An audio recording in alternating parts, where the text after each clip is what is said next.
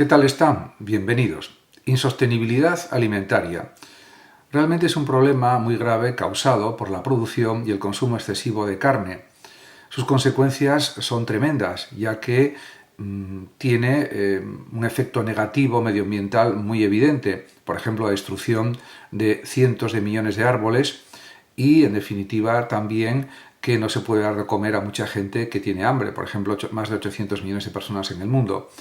En este sentido, hay que decir que la insostenibilidad alimentaria se produce porque deberíamos comer muchos más alimentos vegetales, una alimentación básicamente vegetariana, quizás con algo de pescado, pero la carne exige muchos pastos para alimentar al ganado, etc., y eso produce una situación insostenible.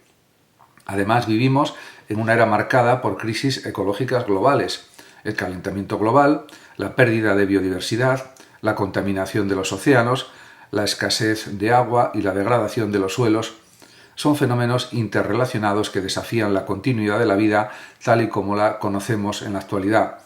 En el centro de estas crisis, aunque frecuentemente desplazado este centro por la discusión pública hacia márgenes poco visibles, se encuentra una de las actividades humanas más destructivas para el medio ambiente, que es la producción y el consumo masivo de carne. En este aspecto hay que tomar conciencia de este gravísimo problema y también pensar que el consumo excesivo de carne no es solo una cuestión de salud individual, porque también ese consumo puede producir una probabilidad mayor de cáncer, ni únicamente un problema de ética animal, que también. Es sobre todo un asunto de sostenibilidad planetaria. Desde el punto de vista ecológico y económico, y también cultural y filosófico, el sistema alimentario actual está basado en la ganadería intensiva, que es un modelo profundamente insostenible. Su mantenimiento en el mundo demanda recursos naturales que realmente perjudican al planeta, ya que demanda recursos en cantidades desproporcionadas y genera también emisiones de gases de efecto invernadero a gran escala, contribuyendo a una deforestación masiva en el mundo, especialmente en regiones vitales como la Amazonia, que ha perdido en los últimos años más de 800 millones de árboles, y profundiza también las desigualdades alimentarias globales al desviar alimentos que podrían nutrir a millones de personas hacia la alimentación de ganado destinado al consumo de élites y países ricos. En definitiva, se trata de hacer que la gente se alimente de forma más vegetariana, porque la producción de carne supone un sistema de alto impacto ecológico muy negativo. La ganadería ocupa actualmente alrededor del 77% de las tierras agrícolas del mundo, aunque solo proporciona el 17% de las calorías y el 37% de las proteínas que se consumen a nivel global. Este dato revela una profunda insuficiencia y una profunda ineficiencia. El grueso de los recursos agrícolas se destina a alimentar animales, no a personas. Este sistema implica una conversión de energía y nutrientes altamente derrochadora. Para producir 1 kilogramo de carne de res, por ejemplo, se necesitan entre 15.000 y 20.000 litros de agua, así como más de 10 kilos de cereales, que podrían ser utilizados directamente para el consumo humano. Además, también hay que señalar que, en términos de gases de efecto invernadero, la ganadería, los animales que se utilizan en la ganadería, como cerdos, vacas, etc., representan aproximadamente el 14,5% de las emisiones globales, según la FAO.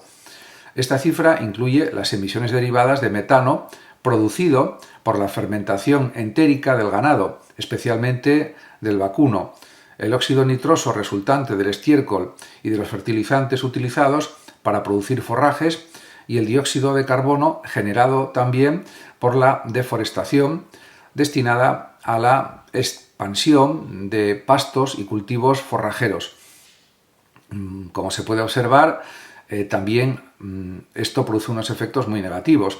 La industria ganadera, en consecuencia, es la principal causa de deforestación en América Latina. De hecho, en la Amazonia brasileña, por ejemplo, más del 80% de la deforestación se ha vinculado directamente a la expansión ganadera, cada hectárea de bosque que desaparece para convertirse en pastos o plantación de soja para alimentar ganado, representa una pérdida incalculable de la biodiversidad de la Amazonia, también de captura de carbono y de equilibrio climático, porque lo perjudica. Por tanto, el ciclo de la carne y el desequilibrio ecosistémico que produce es muy considerable y nos afecta a todos. La alimentación basada en carne ha generado además un ciclo perverso. A medida que aumenta la demanda, se intensifican las prácticas productivas. De hecho, más animales son hacinados en espacios reducidos, hay un mayor uso de antibióticos para prevenir enfermedades en condiciones antinaturales, más emisiones de gas metano, más residuos, más presión sobre los suelos y el agua, y este ciclo es autoacelerado por los intereses económicos de un puñado de multinacionales cárnicas cuyas campañas publicitarias y lobbies políticos han distorsionado, se puede decir, la percepción pública, haciendo parecer normal y deseable una dieta basada en carne 3 veces al día. Y esto pues no es así. Realmente eso perjudica mucho al planeta. Los efectos no se limitan al medio ambiente, ya que la resistencia antimicrobiana, por ejemplo, reconocida como una de las principales amenazas sanitarias del siglo XXI a nivel mundial, se ve alimentada por el uso masivo de antibióticos en la ganadería. Además, también hay que señalar que las condiciones insalubres en mataderos y granjas industriales han sido denunciadas y son origen de zoonosis que, en el contexto de la globalización, pueden transformarse en pandemias. El caso del SARS-CoV-2, pues aunque originado en mercados de fauna silvestre, nos advierte sobre los riesgos de los contactos estrechos y reiterados entre humanos y animales, sobre todo animales explotados. En ese sentido, también hay que decir que la producción de carne también profundiza la injusticia alimentaria global, ya que alrededor del 33% de los cereales del mundo, y es una cifra tremenda, se destinan a la alimentación animal. Esta proporción podría alimentar directamente a más de 3.000 millones de personas en un planeta que tiene 8.000 millones de habitantes. En un planeta donde el hambre afecta aún a más de 800 millones de seres humanos, resulta inmoralmente absurdo desviar recursos alimentarios hacia la cría de animales cuya carne solo consumen ciertos sectores privilegiados, ciertas élites. En este aspecto, la deforestación también es otro de los grandes problemas, una herida abierta en los pulmones del planeta. En este aspecto, la expansión de la frontera agrícola, destinada precisamente a la ganadería, es la principal causa de pérdida de bosques tropicales. De hecho, en la cuenca amazónica, el pulmón del planeta, el ritmo de deforestación ha sido alarmante en las últimas décadas. Millones de hectáreas de árboles han sido arrasadas para crear pastos o cultivar soja que alimentará a vacas, pollos y cerdos en otras partes del mundo. Cada árbol talado, cada hábitat destruido, implica también un paso más hacia la pérdida irreversible de especies animales y vegetales. La reducción del sumidero de carbono y la alteración de los ciclos hidrológicos también es otro problema muy importante. La pérdida de bosques no solo acelera el cambio climático, eso está demostrado, sino que altera profundamente también los patrones meteorológicos, lo que afecta también a las comunidades humanas de todo el planeta, que dependen de la estabilidad de los ecosistemas. Lluvias irregulares, por ejemplo, inundaciones y sequías extremas son las consecuencias directas de la devastación forestal. A su vez, esta crisis climática retroalimenta el problema. Suelos degradados, menos agua disponible, menos capacidad de cultivo, más dependencia de sistemas intensivos artificiales de todo tipo, de riego, etc. Y también hay que considerar que hay una especie de espejismo económico de la ganadería industrial, y uno de los argumentos más frecuentemente esgrimidos por los defensores del modelo cárnico es su importancia económica. Es cierto que la ganadería genera empleo y también exportaciones en muchos países, eso nadie lo pone en discusión. Sin embargo, este análisis ignora los costos ocultos, los subsidios estatales que sostienen artificialmente los precios bajos de la carne, o relativamente bajos, los gastos sanitarios derivados de enfermedades vinculadas al consumo excesivo de carne, enfermedades que son fundamentalmente cardiovasculares, obesidad, cáncer, colorectal, etc. Y los costes también de mitigación del cambio climático y los impactos ambientales, que son irreversibles. En ese aspecto, pues hay que decir que la supuesta eficiencia del sistema cárnico es un espejismo sostenido por políticas públicas que privilegian intereses industriales por encima del bien común, del bien general de todas las personas. Mientras tanto, los pequeños agricultores que podrían sostener modelos de producción agroecológicos basados en cultivos vegetales, fundamentalmente, diversificados y sostenibles, son desplazados o absorbidos por las técnicas del mercado de la agroindustria, que solamente buscan pues la ganancia de dinero de la forma más rápida posible.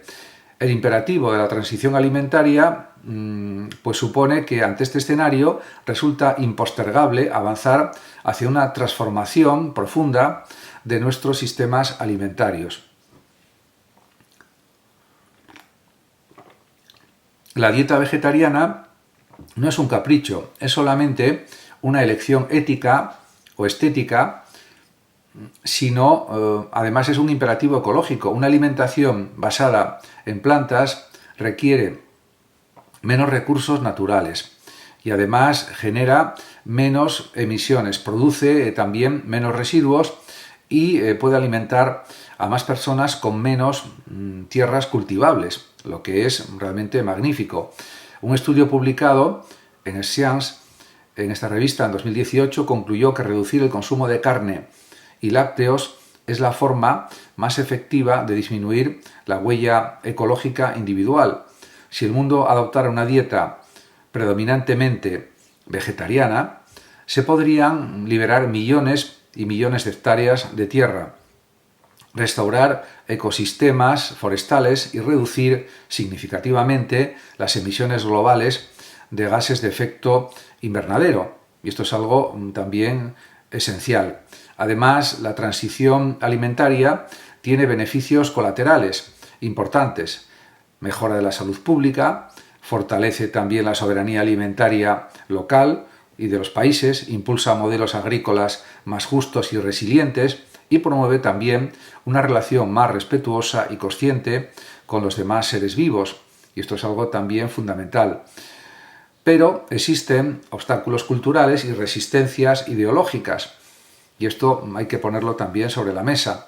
No obstante, este cambio no está exento de resistencias, efectivamente. La carne no es solo un alimento, es un símbolo de poder, de estatus social y económico, de tradición. Está profundamente enraizada en las culturas, en los rituales familiares, también en las identidades nacionales de bastantes países, y por tanto cambiar la alimentación implica también modificar imaginarios, narrativas, formas de socialización, formas de entender la vida, y en ese sentido a esto también se suman los intereses de la industria cárnica y sus aliados políticos, que despliegan enormes recursos para defender su modelo.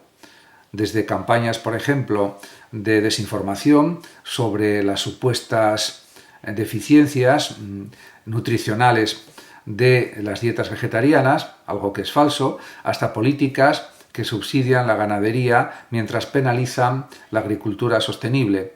El sistema está diseñado precisamente para perpetuar el statu quo y todo esto, claro, hace que sea difícil lograr una alimentación más vegetariana. Frente a esto es necesario construir una pedagogía alimentaria crítica. Las escuelas, los medios de comunicación, los institutos, los colegios, etcétera, las universidades, los movimientos sociales, deben desempeñar un papel central en la reconfiguración del sentido común. En consecuencia, se trata de desnormalizar el consumo de carne, de visibilizar sus consecuencias ocultas, de imaginar otras formas de alimentarse y de habitar el planeta.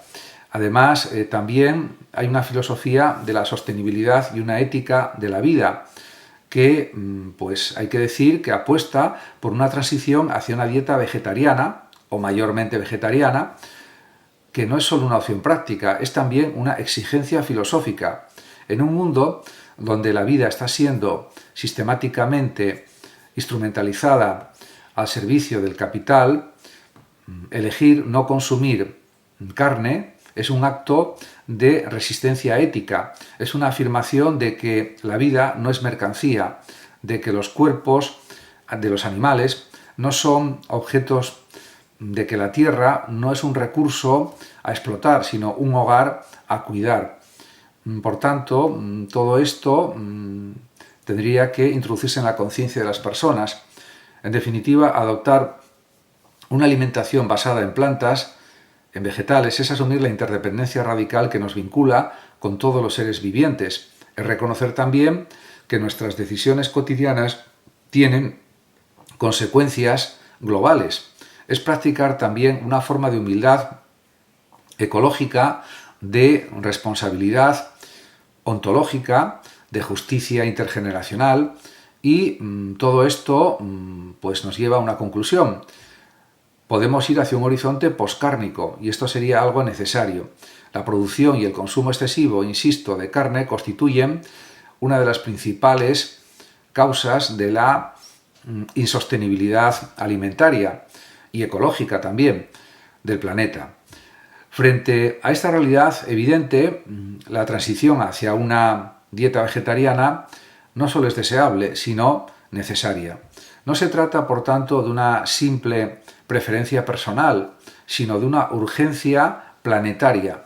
Cambiar nuestra forma de alimentarnos es quizás el gesto más poderoso, transformador y accesible que podemos realizar como individuos y también como sociedades y como especie humana que somos. Abandonar la carne no significa renunciar al placer de comer ni tampoco despreciar las tradiciones culturales, sino reinventarlas desde una lógica de cuidado del equilibrio y de respeto por la vida. Significa también liberarse de un modelo destructivo y abrir camino hacia una civilización más justa, más saludable y también más armónica con la Tierra. En este aspecto también hay que decir que el futuro de la humanidad depende en buena medida o en gran parte de lo que pongamos hoy en nuestros platos. Y todo esto también hay que decir que supone un esfuerzo por parte de muchas personas. También, para terminar este vídeo, quisiera decir que, en contra de lo que bastante gente o mucha gente cree, las proteínas de la carne pueden ser sustituidas perfectamente por los cereales, porque los cereales son una proteína del mismo valor nutricional prácticamente que la carne. Por lo tanto, consumiendo más cereales, compensamos la falta de proteínas de la carne.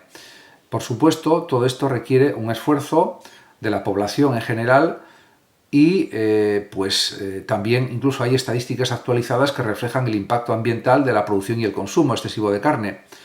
Y por lo tanto esto ampliaría la información que he expuesto. Y se puede decir que la producción mundial de carne está aumentando. En 2023 la producción mundial de carne, insisto, alcanzó aproximadamente 364 millones de toneladas, lo que representa un ligero incremento en comparación con años anteriores. Este aumento se debe principalmente o fundamentalmente a la expansión en la producción de carne de ave impulsada por condiciones favorables en algunas zonas del planeta, algunas zonas productoras, y también hay que decir que Esto ha aumentado las emisiones de gases de efecto invernadero. También podemos decir que las cadenas de suministro de ganado son responsables también de aproximadamente de 7,1 gigatoneladas de CO2, equivalente al año, lo que representa el 14,5% de las emisiones antropogénicas globales de gases de efecto invernadero causadas por la acción humana. De estas emisiones, el ganado vacuno, carne y leche, contribuye con alrededor del 62%. En cuanto al metano entérico, el metano producido por la fermentación entérica en el ganado es una fuente significativa de emisiones. Se estima que reducir las emisiones de metano del ganado en un 30% para el año 2030 es esencial para limitar el calentamiento global. Como se ve, son cifras realmente aterradoras. En cuanto a la deforestación en la Amazonia, el impacto de la ganadería, y la ganadería es la principal causa de deforestación en la Amazonia brasileña, pues todo esto se estima que alrededor del 65% de la deforestación en esta zona del planeta, de la Amazonia, se debe a la expansión de la ganadería. Es algo incuestionable. Ha habido una pérdida de árboles entre 2017 y 2022 en el Amazonas de más de 800 millones de árboles que fueron talados para satisfacer la demanda de carne de res. Muchas gracias a todos por su atención y hasta mi próximo vídeo. El que lo desee puede compartir este vídeo, darle like o suscribirse a mi canal de YouTube. Hasta pronto.